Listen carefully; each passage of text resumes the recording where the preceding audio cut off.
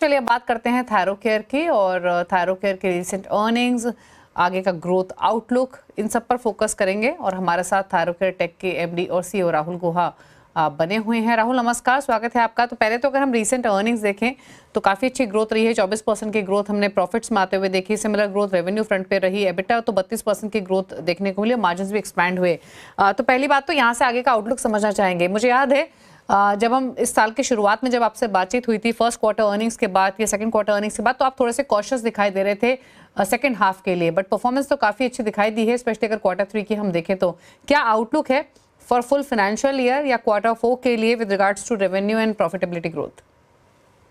तो नमस्ते दीपाली जी। और जस्ट मैं कहना चाहता हूँ definitely in the first half of the year हमें थोड़ा कॉशियस रहना चाहिए था।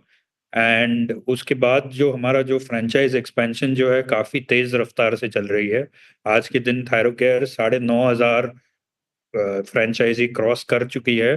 तो वो जो फ्रेंचाइजी बेस एडिशन है वही है कहानी इस ग्रोथ की, और काफ़ी अच्छी सी चल रही है। तो देयरफॉर मैं जो फर्स्ट हाफ के जो कंजर्वेटिविज्म था, आई थिंक नाउ काफ़ी कॉन्फिडेंट हूँ कि 20% ग्रोथ पे तो हम ईयर क्लोज कर ही देंगे। ओके अच्छा, अगर हम फ्रेंचाइजी एक्सपेंशन की ही बात करें तो ज्योग्राफी वाइज कहाँ फोकस है आपका? क्योंकि टीयर 2 सिटीज आपके लिए सबसे ज़्यादा इंपॉर्टेंट है, मेजॉरिटी ऑफ रेवेन्यूज आपके उस पॉकेट से आते हैं। तो अभी एग्जिस्टिंग काउंट सिर्फ टीयर 2 सिटीज से कितना है और क्या प्लान्स हैं फर्दर एक्सपैंड करने के? कोई स्पेसिफिक रीजन्स दिमाग में है या क्या स्ट्रैटेजी है? तो दो चीज है, एक तो हमारा franchise expansion mostly tier two में होता है, तो आप मान के चलिए 80-90% of our franchise expansion tier 2 में ही होगा एंड बियॉन्ड। पर दो चीज हमने इस साल विम्टा और पोलो लैब्स का एक्विजिशन भी खत्म किए थे। विम्टा हमको काफी अच्छा प्रेजेंस एपी एंड तेलंगाना में दे रहा है, और पोलो हमको काफी अच्छा प्रेजेंस पंजाब और हरियाणा में दे रहा है। तो उन दोनों ब्रांड के बलबूते पे हम एक्सपेंशन कर रहे हैं tier 2 in Punjab and AP Telangana. तो वो भी हमको काफी स्पीड से एक्सपेंशन की तरफ ले जा रहा है। एक्सपेंशन की बात करें तो थिंक हेल्थ, पोलो लैब्स, विंटा लैब्स काफ़ी अग्रेसिव एक्सपेंशन स्प्री पे आप रहे हैं। कुछ और रीजन्स को कैप्चर करने के लिए कुछ और कंपनीज रेडार्स पर हैं क्या? हम तो हमेशा खोज रहे हैं, जैसे मैंने पहले कॉल पे बताया था आपको, गुजरात, राजस्थान, नॉर्थ ईस्ट हमारे लिए बहुत इम्पोर्टेंट एरियाज हैं जहां हम बार बार एक्विजिशन खोज रहे हैं। बट अभी यही 3 ज्योग्राफी है जहां हमारा फोकस है एटलीस्ट एमएनए के लिए। बाकी ऑल इंडिया तो हमारा फ्रेंचाइज एक्सपेंशन तो चल ही रहा है, और काफी अच्छे रफ्तार, ऑन एवरेज हम 100 से 150 फ्रेंचाइजी हर महीने ऐड कर रहे हैं, जो अगर आप 3 साल पहले जाओगे तो कभी नहीं किए थे। तो जैसे आपने बताया राहुल जी, पोलो लैब से आपको काफ़ी अच्छी प्रेजेंस पंजाब हरियाणा में मिली है, पंजाब में मिली है बेसिकली। विम्टा लैब से आंध्र प्रदेश, तेलंगाना रीजन्स में आपकी काफ़ी अच्छी प्रेजेंस रही है। अगर मैं थिंक हेल्थ की बात करूं, क्योंकि ईसीजी एट होम टेक्नोलॉजी है, किस तरीके की परफॉर्मेंस यहाँ रही है और यहाँ क्या आउटलुक है? ईसीजी एट होम अभी हमारे हर आरोग्यम पैकेज में भी लॉन्च हुआ है, और एक्चुअली हमने थिंक हेल्थ अक्वायर किए थे ईसीजी एट होम ताकि हम इंश्योरेंस सेगमेंट में चले। मैं काफी खुशी से कह सकता हूं अभी जो भी थर्ड पार्टी टीपीए जो होते हैं ऑलमोस्ट ऑल थायरोकेयर के साथ जुड़े हुए हैं, और हम अभी काफी in depth insurance orders process कर रहे हैं। और जो अभी इंश्योरेंस का जो फेब मार्च सीजन है उसमें हम तो शामिल है, और अच्छा हमको टेलविंड्स मिल रहे हैं इन दी इंश्योरेंस सेक्टर। हम्म। अच्छा, अगर हम इन एक्विजिशंस की बात करें, फिर चाहे वो थिंक हेल्थ हो, पोलो लैब्स हो या विम्टा लैब्स ही क्यों ना हो, क्या ये ईपीएस एक्रेटिव हो चुकी हैं या थोड़ा और टाइम लगेगा? नहीं, अभी मैं अप टू Q2 FY25 में आई आई थिंक तब तक ईपीएस एक्रेटिव नहीं होंगे। Q3 Q4 FY26 में पॉजिटिव ईपीएस एक्रेटिव होंगे। आपको याद रखना होगा ये तीनों एक्विजिशन लॉस मेकिंग एसेट्स थे, तो हमको थोड़ा टाइम तो लगेगा टर्न अराउंड करने में। हम्म। अच्छा, अगर हम नए, आप रीजन वाइज तो एक्सपैंड कर ही रहे हैं, अगर हम प्रोडक्ट लिस्ट देखें या टेस्ट लिस्ट देखें तो उस फ्रंट पे भी कुछ नए तरीके के स्पेशलाइज्ड टेस्ट या प्रोडक्ट्स कुछ ऐड करने का प्लान है? अभी तो हम हिस्टोपैथोलॉजी में थायरोकेयर तो फॉर फर्स्ट टाइम इस साल घुस गए हैं। तो हमारे अभी 2 हिस्टोपैथोलॉजी लैब है, एक दिल्ली और एक मुंबई में। हिस्टोपैथोलॉजी काफी स्पेशलाइज्ड टेक्नोलॉजी है जो थायरोकेयर फर्स्ट टाइम शुरू किया है इस साल।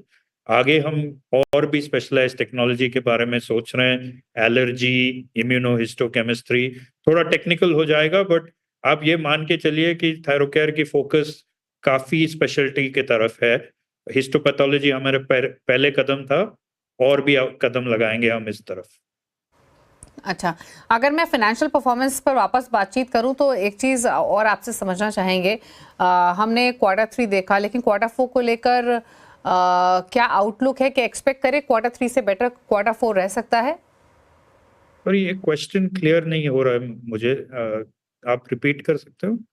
मैं करंट क्वार्टर की परफॉर्मेंस को लेकर एक आइडिया लेना चाहती हूं, क्योंकि Q3 एक्सपेक्टेशन से बेटर रहा। कि एक्सपेक्ट करें कि यही ट्रेंड जो रनिंग क्वार्टर है इसमें भी कैरी फॉरवर्ड होते हुए दिखाई देगा जब अर्निंग्स सामने होंगी? हमारा जो जैसे मैंने बोला था, हम जब फर्स्ट क्वार्टर के टाइम मिले थे तो मैंने बोला था मैं काफी खुश रहूंगा 15% ग्रोथ के साथ। अब मैं कहना चाहूंगा हम तो रन रेट 9 मंथ्स FY में देख रहे हैं कि 20% YTD तो चल ही रहा है, और मैं होपफुल हूं कि फुल ईयर का परफॉर्मेंस उसी रेंज में रहे। मार्जिन्स को लेकर क्या एक्सपेक्ट करें? 25% गुड मार्जिन्स 23% से बढ़कर रहे इस क्वार्टर में। अगर हम एक आइडिया लेना चाहें तो क्या रेंज आप एक्सपेक्ट कर रहे हैं मार्जिन्स की, या उम्मीद करें इन्हीं लेवल्स के आसपास स्टेबल रहेंगे गोइंग फॉरवर्ड? मार्जिन मैं कहना चाहूंगा स्टेबल रहेंगे इसी रेंज में। हमारे काफी इन्वेस्टमेंट्स है, बट ग्रोथ काफी आगे निकल चुका है हमारे एक्सपेक्टेशन से। हम सोच रहे थे 15% पे क्लोज करेंगे फाइनेंशियल ईयर, अभी क्लियरली 20% तो दिख ही रहा है।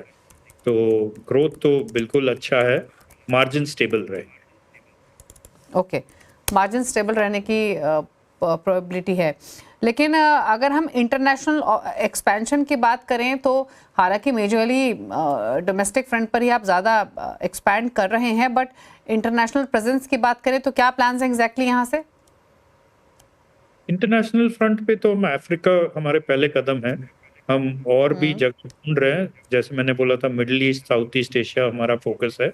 पर अफ्रीका अभी भी अर्ली डेज है, पहले मतलब 1 साल भी नहीं हुआ है अफ्रीका में। तो आपको थोड़ा पेशेंस रखना होगा अफ्रीका के बारे में। बट जहाँ month on month Africa growth दिखा रहा है, और बहुत जल्दी I think break even point पे आ जाएगा। पार्टनरशिप से मैं काफी खुश हूँ, और जो हमको ट्रैक्शन मिल रहा है टंजानिया में हमारे एक्सपेक्टेशन से काफी आगे है। तो अफ्रीका तो बहुत बड़ा मार्केट है, हमारे पहले कदम हुआ है टंजानिया में। वो आई थिंक थोड़ा टाइम लगेगा, बट जहाँ अर्ली जो रिजल्ट्स है काफी इनकरेजिंग है। ओके, तो ये इंटरेस्टिंग है कि अफ्रीकन मार्केट को लेकर होप्स काफ़ी हाई हैं। अच्छा, मैं विम्टा लैब्स पर एक सवाल और लेना चाहती हूँ, क्योंकि एक इम्पॉर्टेंट एक्विजिशन रहा है आपके लिए रीजन वाइज। किस तरीके की ग्रोथ रिपोर्ट की है आपने सिंस एक्विजिशन अब तक, अगर हम स्पेसिफिक विम्टा लैब्स की बात करें? तो हमारा जो 24% ग्रोथ, उसमें आई थिंक सिर्फ 1% एक्विजिशन से आया हुआ है। मोस्टली ऑर्गेनिक ग्रोथ है जो चल रहा है। आई थिंक पोलो विम्टा टुगेदर मे बी 1 और 2% ऊपर से ऐड किया है, but most of the growth performance जो हमारा है ऑर्गेनिक ग्रोथ से आ रहा है। ओके, अच्छा, फ्रेंचाइजी एक्सपेंशन आपका मेजरली ग्रोथ ड्राइवर रहा है, लेकिन अगर हम पब्लिक प्राइवेट पार्टनरशिप्स की बात करें तो इस फ्रंट पर क्या स्टेटस है और किस तरीके की ग्रोथ है आगे? पब्लिक प्राइवेट पार्टनरशिप्स हमारा फोकस नहीं है। हम सिलेक्टिवली टेंडर्स में पार्टिसिपेट करते हैं जहां हमारा टेक्नोलॉजिकल एडवांटेज है, जैसे टीबी या स्पेशलाइज्ड टेस्टिंग में। बट ऐसे हमारा तो मोस्टली प्राइवेट सेक्टर पार्टिसिपेशन है।